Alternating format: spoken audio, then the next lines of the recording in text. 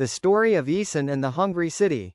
By Alex Ding. Have you ever wondered what it would be like to live in an apartment in Hungry City for one day? It's not like any other place. Its narrow streets and the city's secrets are hidden below the world, where a big, monstrous soul builds its home. The parents were driving Eason to his grandmother's house. They drove on the lakeside of Lake Eason, and they went into a village and out. While driving, they stumbled upon a hidden entrance. His father said, "Did we go the wrong way?" Eason leaned forward, eyes wide. "Maybe this is the right way." The parents drove deeper into the strange street.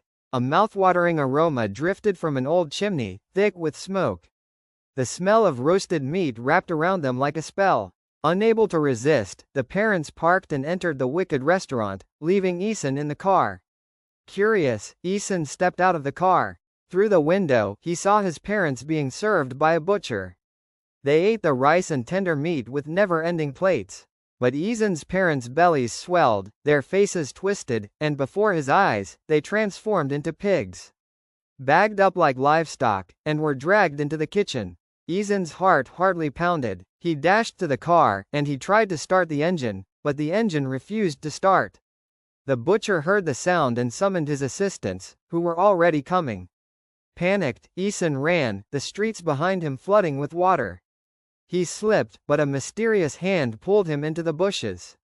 A girl with a soft, calm voice whispered, "Go home before the sun sets." Eason said, "My name is Eason, and who are you?" Eason said again, "The sun has set, and it's too late." Shikari said, "My name is Shikari. I'll try to help you get home." But the sun had already fallen. Shikari's voice trembled. "Meet me in the boiler room. Enter through the side gate, and whatever you do, don't breathe." Her figure shimmered and vanished. Eason, trembling, ran down the street. Sticks from trees brushed his face, and a cat with a human face terrified him. He reached the gate, opened the secret door, and crept past a man with a metal torso. Crawling through a hole, he found Shikari waiting. "Why did you leave me?" Eason gasped. "I was tired," she whispered. Exhaustion took over him, and he fainted. When he awoke, he saw blood stains on his clothes. There was music echoing from the boiler room. He crept out and saw a lantern floating above him. Drawn to the sound, Eason was captured and thrown inside a temple with a sturdy wooden door. There, a preacher was summoning a massive soul, and he said, "My name is Lester Chow, and I will rule the world," before the monster devoured him.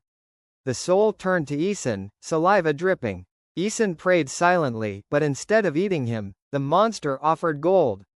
Eason refused, saying, "I don't want riches. I want my parents," as he narrowly escaped through a crack in the wall. He went back into the tunnel. In the tunnel, he didn't see Shikari. So he searched desperately for Shikari. Right before his eyes, Shikari appeared in front of him. Eason was so scared that he got a chill down his spine. As Shikari was calming Eason down, she gasped, "You are disappearing." Shikari warned Eason, "In this world, if you don't eat, you fade away. But if you eat the restaurant's food, you become a pig." She handed him a rice cake. "This one is safe. I cast a spell on it so it will keep you full." Together, Shikari showed Eason a barn. Eason went inside and searched a barn of pigs. Eason couldn't hold back his tears and cried in the entrance of the barn. Shikari promised to find his parents, but gave Eason train tickets. "The station is on the other side of the bushes where we first met. Ride the train, and you'll return home with your parents." Eason listened and walked to the station. He boarded the train and was ready to stop at Lake Eason. As the train stopped at Lake Eason, he saw Shikari waiting at the station. "Your parents are ahead, walking home. Will you come with me?" Eason asked. Shikari shook her head. "No, I must help others like you."